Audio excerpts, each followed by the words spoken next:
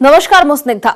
गलवान रे उत्तेजना परिस्थिति सुधारिबा उद्यम पूर्व लद्दाख सीमारू सैन्य हटाइबा लागि उभय देश राजी होइछंती। सेबडे लेह जाई स्थिति समीक्षा करिछंती स्थल सेना मुख्य। डाक्तरखाना रे आहत जवान को भेटिछंती। चीन रो सीमा 14टी देश को छुईछि। हेले समस्तंक सह चीन रो सीमा विवाद छिड़ा करिकी कोन चाहुछि चीन। अन्यपटे चीन सह विवाद भितरे अमेरिका परे भारत को समर्थन करुछि रूस। सेबडे विश्व में कोरोना कहर जारी रही। भारत में भी बढ़िबारे लागिछि संक्रमितों संख्या और प्रतिदिन बढ़ुछि संख्या। सेबडे कोरोना भितरे भी बड़दाण्ड रे गड़िछि रथ और रथयात्रा होइछि ता सह नुआ इतिहास भी लिखा जाइछि। ए सब खबर को नहीं आरंभ करिबा फोकस पॉइंट।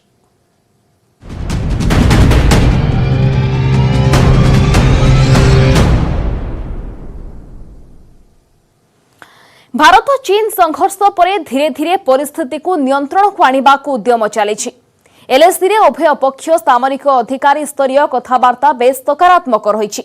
सूत्ररू मिली जे उभय देश संघर्ष स्थलरू पछकू हटिबा को राजी होइछंती। केवल सेतिक नुहे एहारे भितरे लेह गस्त करिछंती स्थल सेनाध्यक्ष। सीमार स्थिति समीक्षा करने सह मेडिकल रे आहत जवानकर स्वास्थ्य अवस्था पचारि बुझिछंती।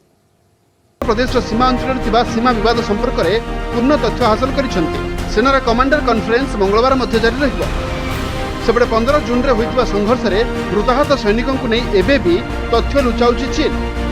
अनुमान करा जाउछि संघर्ष रे 35 रु 40 जवान मृताहत होइछंती।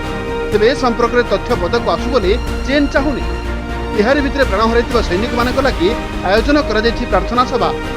तेबे एहाको गुप्त रखिबा लागि चीन मिलिटारी पक्षर ए संपर्कित समस्त तथ्य और फोटो सोशल मीडिया हटाई दि जाइछि। अमेरिकार एक रिपोर्ट रे कहा जाइछि भारत और अमेरिकार संपर्क को नहीं चीन नाखुश। से चाहूछि भारत निज सीमा विवाद को नहीं व्यस्त रहू। फल अमेरिका सह भारतर बंधुता अधिक दृढ़ हेबो नाही। Bureau report news 18 Odia. Bharat चीन संघर्ष पर एबे चीन रो मनोभाव को नहीं चारिआडे चर्चा। प्रकृत में चीन चाहुछि कोन? काहींकि मेंटुनी ड्रागन रो विस्तारवादी शोष एहार अंत केबे?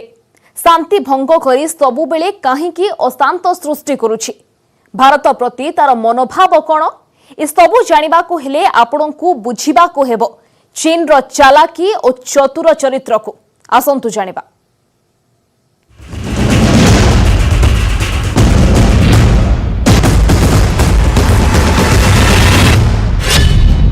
जदि भारत सीमार उत्तेजना बढ़ाऊँच तेबे ताकू 2 ବା 3ଟି फ्रंट रे युद्ध लड़ाकू हेबो और एहाकू भारतीय सेना संभाली पारिबनी। एहा भारत लागि विनाशकारी साब्यस्त होई पारे। चीन पाकिस्तान किंबा नेपाल सीमार भारत को युद्धर सामना करने को पड़ पारे।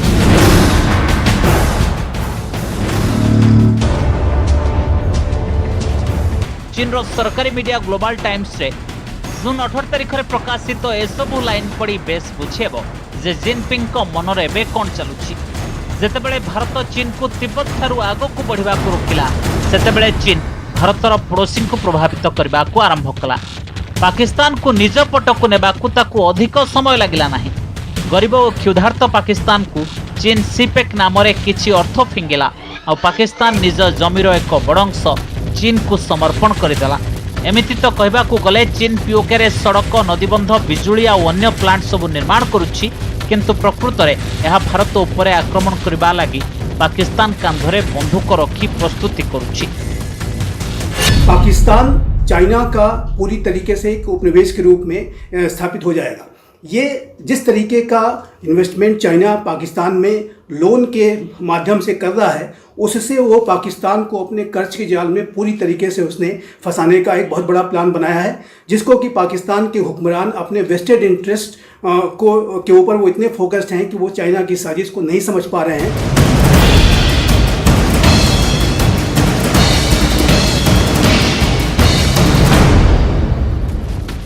पाकिस्तान पर एबे पालिथिला नेपाल रो। गत वर्ष अक्टोबर रे जेतेबेले जिनपिंग भारत गस्तरू सीधा सड़क नेपाल गले सेतेबेले बुझा पड़िला जे चीन कोन चाहुछि। किंतु चीन रो नेपाल रास्ता 2015 रे ही प्रस्तुत होई सारिथिला। नेपाल के मधेसिया समुदाय ने 2015 में आंदोलन करते हुए नेपाल की आर्थिक नाकेबंदी कर दी थी। इस नाकेबंदी से नेपाल में पेट्रोल के साथ सभी जरूरी चीजों की किल्लत हो गई थी। उस समय की नेपाल की सरकार ने इसके लिए भारत सरकार को दोषी ठहराया था, जबकि ये नेपाल का अपना आंतरिक मुद्दा था। यही मौकार सदुपयोग करी चीन नेपाल प्रति सहयोग हाथ बढ़ाइला। नेपाल रे थिबा कम्युनिस्ट सरकार यही समय अपेक्षा करी बसिथिले। तापरे चीन नेपाल सह सेया ही कला जहाँ से अन्य छोट देशों सह करे। किछि योजना आढ़ुआल रे नेपाल उपरे विपुल ऋण बोझ लदिदेला।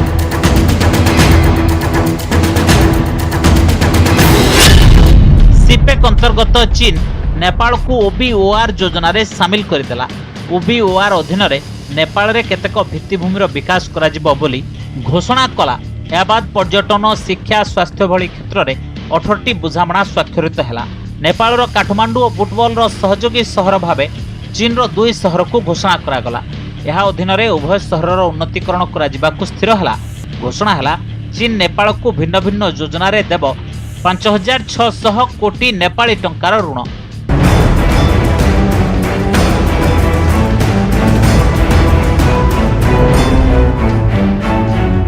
किंतु नेपाल को तिब्बतर अनुभूति शिक्षा नेबा उचित। सेठारे मध्य चीन विकास नाम रे प्रवेश करिथिला आउ ताकू कब्जा करिबा परे ही बाहर को बाहरिला। भारत रे रही निज देशर स्वतंत्रतार संग्राम लड़ुथिबा तिब्बतर केंद्रीय प्रशासन अध्यक्ष लोकसांग बालख्वाज यह ही कहउछंती। चीन सरकार ने 60 साल पहले तिब्बती लोगों को कहा कि हम आ रहा है, तिब्बत के उन्नति के लिए आ रहा है, तिब्बती लोगों को फायदा होंगे। बाद में रास्ता बनाने के बाद में तिब्बत को कब्जा कर लिया। हमारा नेचुरल रिसोर्स जितने भी है उनको एक्सप्लॉइट करके अभी भी करते चल रहा है।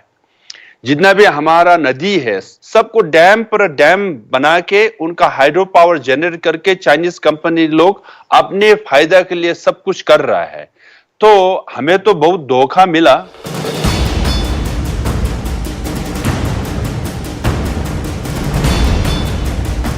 एशिया चीन रो प्रभाव कूटनैतिक स्तर रे भारत को चिंतित करिब निश्चय। पूर्वर पाकिस्तान को छाड़ी दक्षिण एशियार सबु छोट देश भारत उपर निर्भरशील थिले, किंतु संतुलन बिगाड़ी देछि चीन। एबे तो युद्धर धमक भी देउछि, किंतु भारत कड़ा जवाब दे चीन रो मुह बंद कर देछि। भारत लद्दाख रो अरुणाचल प्रदेश पर्यंत सब चीन सीमारे सैन्य मुतयन बढ़ाई देछि। संघर्ष पर भी गलवान उपत्यका छाड़वा को सीधा सड़क मना कर देछि।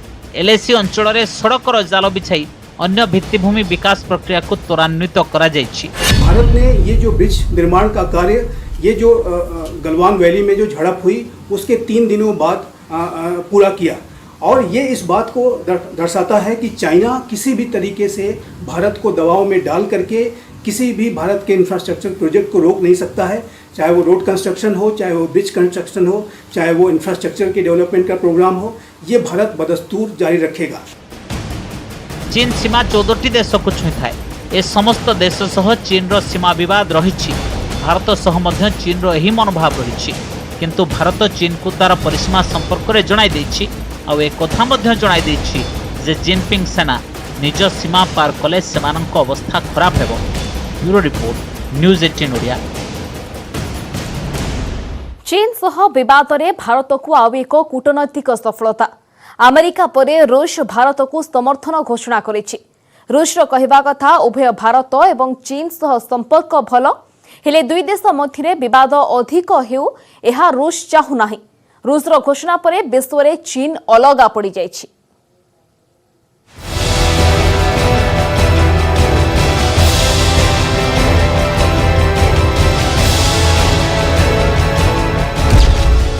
सीमा विवाद रे चीन को सख्त धक्का।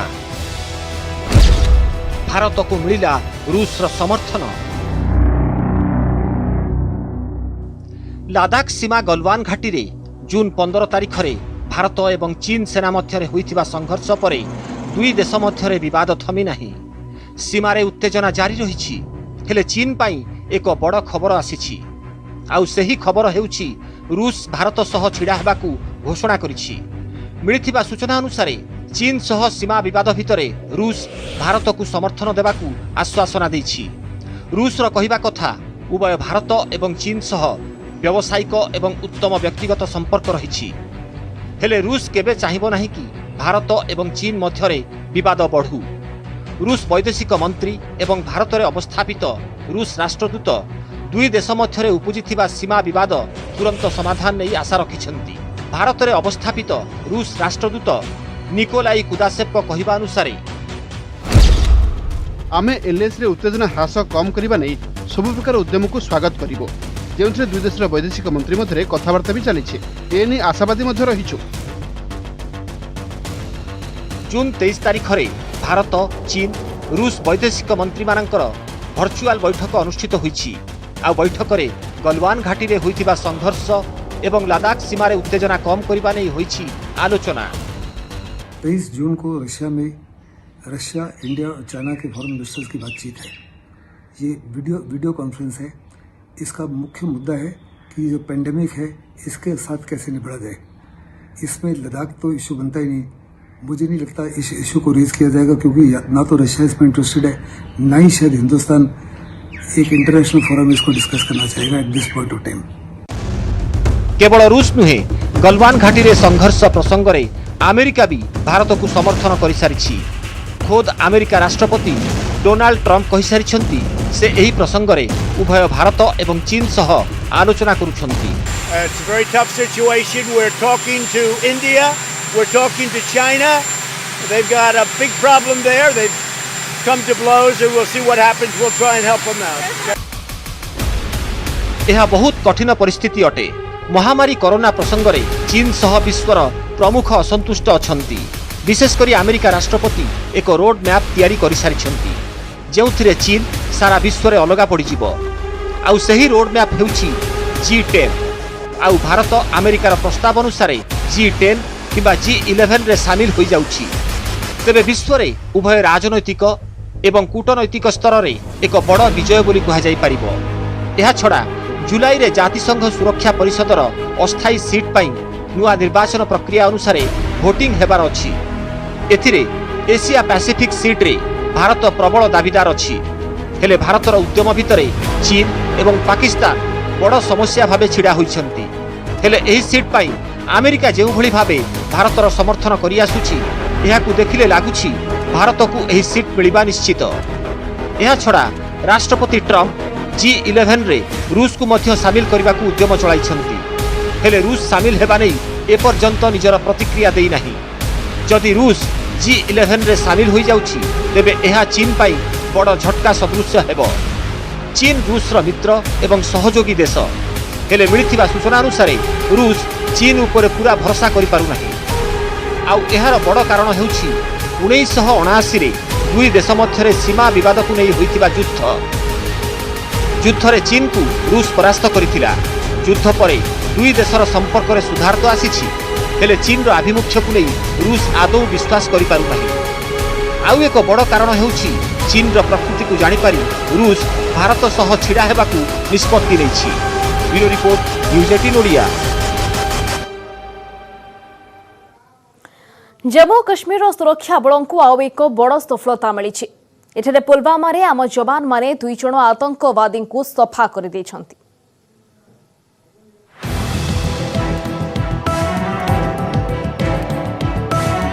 Jammu Kashmir operation all out अधीन रे खोजी खोजी आतंकवादी को सफा करा जाउछि। एही क्रम रे मंगलवार सुरक्षा कर्मी को मिलिछि एक बड़ सफलता। एठारे सुरक्षा कर्मी माने पुलवामार बंजूरे 2 आतंकवादी को निपात करछंती। एनकाउंटर रे सीआरपीएफ रो जणे जवान शहीद होइछंती। पुलवामार बंजूरे आतंकवादी लुचि थिबा नै सुरक्षा कर्मी को सूचना मिलिथिला। एही सूचना आधार रे पुलिस और अन्य अर्धसामरिक बाहिनी आरंभ करथिले तलाशी अभियान। एही समय रे आतंकवादी माने गुली चलाइबा आरंभ कले। आ तापरे जवाबी कार्यानुष्ठान रे प्राण हराइले 2 आतंकवादी। कोरोना काल रे उपत्यका रे सुरक्षा बलों को मिली चली बड़ सफलता, जहां मध्य रही 4 मास भितर 4 प्रमुख आतंकवादी संगठन रो मुखिया सफा। लश्कर तैयबा, जैश ए मोहम्मद, हिजबुल मुजाहिदीन, अंसार गजवतुल हिंद अनेक आतंकवादी सफा होइछंती। एहा बाद आउ एक एनकाउंटर रे मिली बड़ सफलता, जहां मध्य रही गत 23 दिन में 13 एनकाउंटर रे 41 आतंकवादी मृत। उपत्यकार सुरक्षा कर्मी माने संपूर्ण सतर्क अछंती। एठारे ऑपरेशन ऑल आउट को संपूर्ण सफल लगी चली लगातार उद्यम। Bureau report news 18 Odia.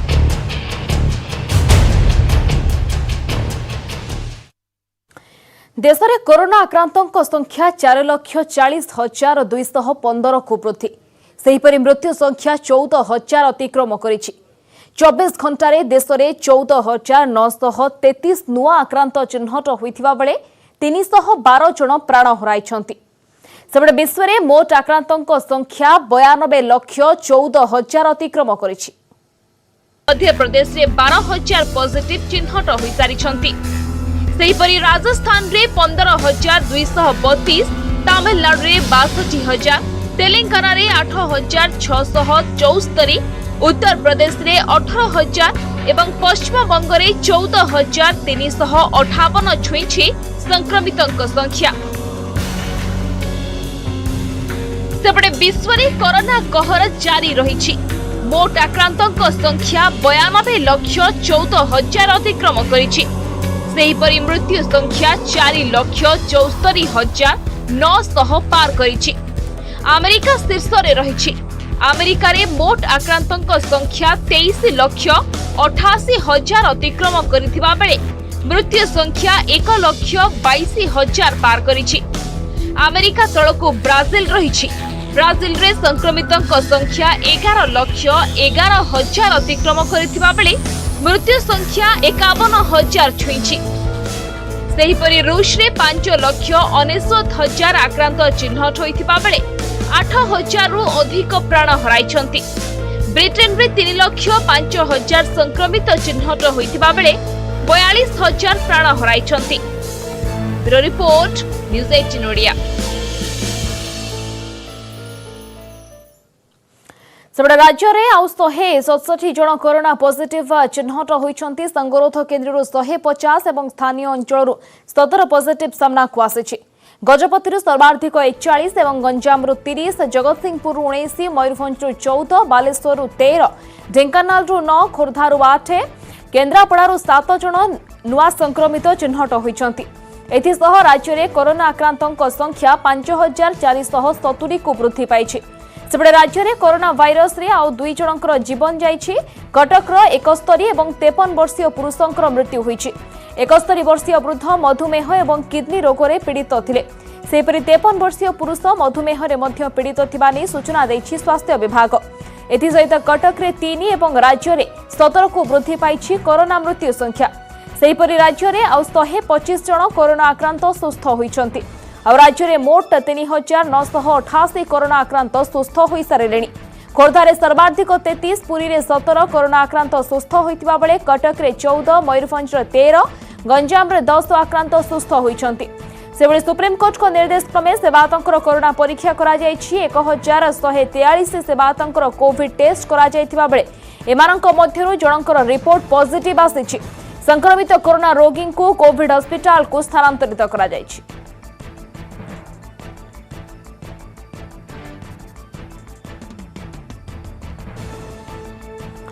गोटेपटे बढ़ी चली कोरोना संक्रमण आउ सेपटे बिना भक्तरे बड़दाण्डे गड़ी 3 रथ।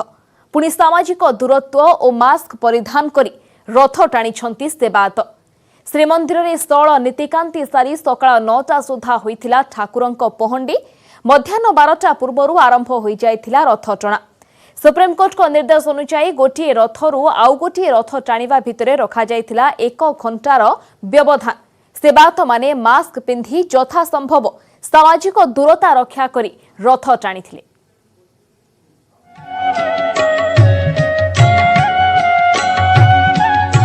बिना भक्तरे श्रीक्षेत्र रथ यात्रा सारा विश्व देखिला महाप्रभु श्री जगन्नाथंक एही स्वतंत्र रथ यात्रा। सुप्रीमकोर्ट को निर्देश अनुपालन करी कोविड नियम भितरे पुरी अनुष्ठित होईछि घोष यात्रा।